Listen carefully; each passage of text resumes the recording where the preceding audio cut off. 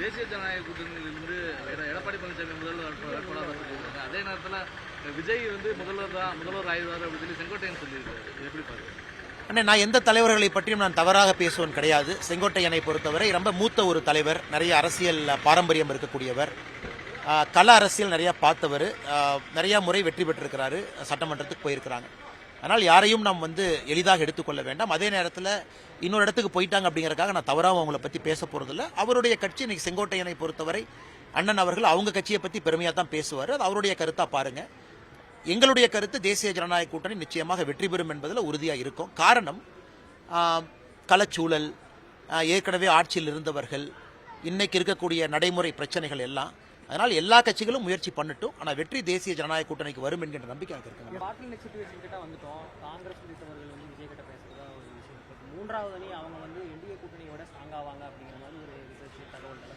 ஆனால் காங்கிரஸ் அவர்கள் என்ன பேசுறாங்க, எங்க போறாங்க எனக்கு தெரியாதுங்க. நான் காங்கிரஸை பொறுத்தவரை யாரோ இவர் போய் விஜய்கிட்ட பேசுறாங்க, இவங்கெல்லாம் போய் ஸ்டாலின் ஐயாவை பார்க்குறாங்கன்னு இருக்கு. அதை பற்றி நாங்கள் பெருசாக கவலையும் பண்ணல. நான் காங்கிரஸை பொறுத்தவரை இன்னைக்கு இந்திய அளவில் எல்லா இடத்திலும் காங்கிரஸ் இன்னைக்கு மக்களே ஒதுக்க ஆரம்பிச்சிட்டாங்க. பீகாரில் நீங்கள் பார்த்தீங்க 6 சீட் ஜெயிச்சிருக்கிறாங்க.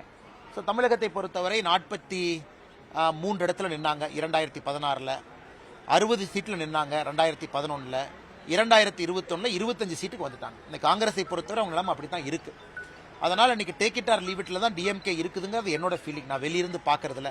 இப்போ காங்கிரஸ் எங்களுக்கு 30 கொடுங்க, 35 கொடுங்க, 35 சீட் கொடுக்குறவங்க காங்கிரஸ் வளர்ந்துருக்கா? இந்தியா முழுவதுமே காங்கிரஸினுடைய தோல்வி முகம் தான் பார்க்குறோம். பீகாரே ஒரு கிளாசிக்கான எடுத்துக்காட்டு. 60 இடத்துல 6 இடம் ஜெயிச்சிருக்காங்க. ஸோ தமிழகத்தில் 60 சீட்டில் ஆரம்பித்த காங்கிரஸ் இன்னைக்கு 25 சீட்டில் இருக்கிறாங்க. அப்படி இருக்கும் பொழுது காங்கிரஸ் இதை ஒரு எலெக்ஷன் பார்கெனிங்காக பேசுவதை தான் நான் பார்க்கின்றோனே தவிர அவங்க ஜெனியூனாக வேற பக்கம் போகிறாங்க அப்படின்னு என்னுடைய கருத்துங்க. நான் உங்களை போல சாமானிய மனிதனான கருத்து. தேசிய ஜனநாயக கூட்டணியை பொறுத்தவரை இன்னும் வர வேண்டியவர்கள், வர இருப்பவர்கள் வருவார்கள் என்கின்ற நம்பிக்கை. இன்னும் 2 மாதம் அரசியல் களம் இருக்கு. மிக பக்குவமாக நகர்த்தி கொண்டு போகணுங்கன்னா வெற்றி நிச்சயமா கிடைக்குங்கிற நம்பிக்கை இருக்கு.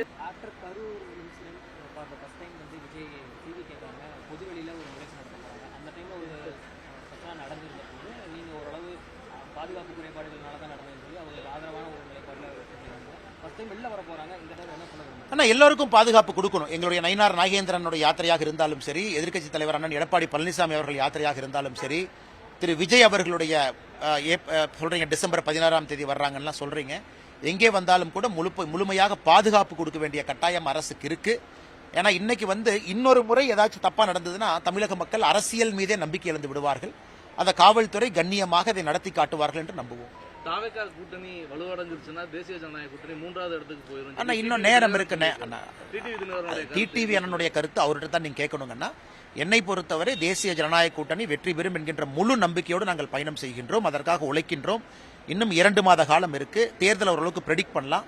மக்கள் நிச்சயமாக தேசிய ஜனநாயக கூட்டணியை வெற்றி பெற செய்வார்கள். காரணம், பல காரணம்.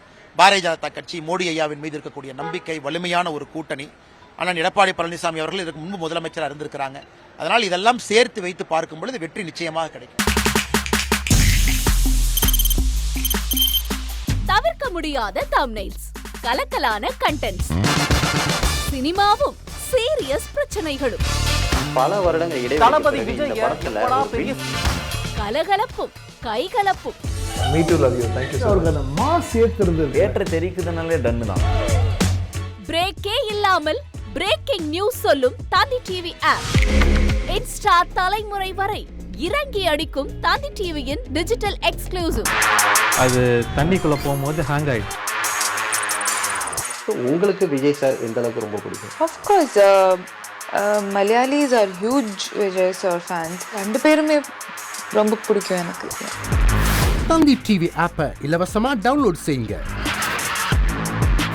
ஃபாலோ பண்ணுங்க, சப்ஸ்கிரைப் பண்ணுங்க, என்ஜாய் பண்ணுங்க.